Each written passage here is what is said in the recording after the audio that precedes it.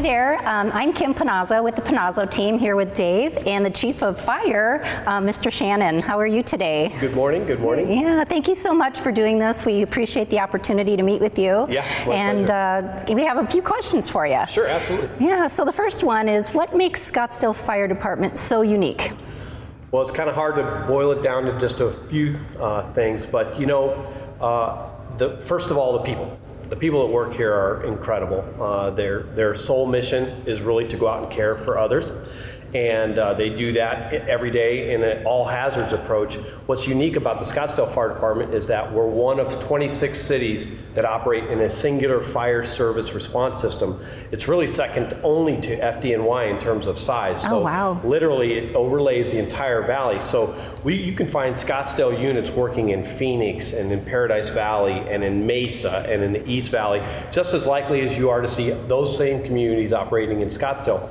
And the way it works is the closest unit always responds, and that's based on a common response platform that includes the same type of staffing, the same type of response tactics used, the same communication systems used. And so it's really unique, and it really is an incredibly efficient system for the citizens. All the construction going on, residential, commercial, the fire department gets involved with that in regards to coming out and doing inspections with that, the new construction and what have you. But what does that look like in the grand scheme of things with all those new people that are going to be moving in to the community? Right. What are you foreseeing? Right. So our Prevention Services Bureau is really active.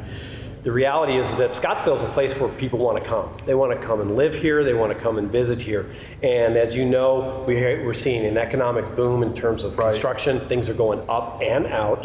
And so what we do is we get on the front end of that from our pre-planning. We're super progressive and super inclusive with the contractors and the developers and the residents. And we bring them in early in their projects, even in the conceptual stages, and say, hey, what are you looking at doing? And it can be driven by the client, or it can be, hey, we're hearing that there's a new development going in, say up near the 101 and Scottsdale corridor. We may go up there and engage the economic development community, the planning community, and those developers in the private sector and say, hey, what are some things you're thinking about? Because we can help you kind of design and plan some of your community attributes. In the residential community and the residential real estate market, we're known for our residential sprinkler program. In the early 80s, Scottsdale was super progressive in terms of instilling home safety by including home sprinklers. It was kind of a gutsy move for the city to do because it wasn't a super popular thing for the development and building community. But sprinklers will do more to save lives than any firefighters on any truck anywhere. If you can stop the fire in the room of origin, that's ideal. So we still have a new construction residential sprinkler ordinance requirement. And then for any 25% increase in a remodel, we require sprinklers in the new remodel area. And then if it's a 50% remodel of the entire structure, then we require it to come to entire code. That seems kind of ominous to those who might want to do projects, but the reality is that safety feature for those folks who will occupy that space is unquestioned, and that really is a point of pride. We talk to the real estate community all the time about it, as that should be something we should be selling to both residents and commercial occupants as well. Do you find with in-home sprinkler versus another part of the valley, what's the time as far as, if there is a fire, how much does that shave off? It's seconds. As you can see by this video that we're going to provide you, the stop on a fire is seconds compared to going unnoticed. It can be anywhere from a minute to 2 minutes of unimpeded fire progress without sprinklers. It can be within 10 to 15 seconds before that sprinkler can be initiated, and that not only saves memories, room content, structure, and so it is unquestionably one of the greatest things about living in Scottsdale. Excellent. Well, let's do a little segue because it is heating up here in the valley. Okay, it's getting a little warm, as you can see. Yes. Talk to us about kids, pools, and pets. Yeah.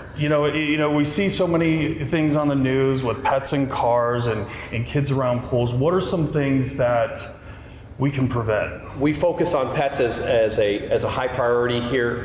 When we encounter people out on the hiking trails and stuff like that, we'll actually go out and assist them in getting their pets back. We've seen that. I've seen that on the McDowell Mountains. We would certainly prefer that folks think through it. Usually that 100-degree mark is really the time Right. where your pets should just not be outside. They don't manage the heat well. Think of it, they're right at ground zero, Yes. and they're just getting baked. What about around the pool? Yeah. You know, there's so many, we find in real estate, you know, the side gate doesn't work, or, you know, we see it ourselves, or it doesn't have The the locking sliding glass door, sliding locking glass door that's been mechanisms. deactivated. First thing is eyes on. You have to have eyes on anybody like that, including adults. It wouldn't surprise you to know that the greatest number of drownings in Scottsdale are actually adult drownings. It just happens to be our demographic. But in the case of kids, those kids are curious, they're inquisitive, they will climb over, through, and under. And so it's got to be eyes on in every case. So thank you so much again, Chief Shannon, for doing this today and being a part of the American Dream.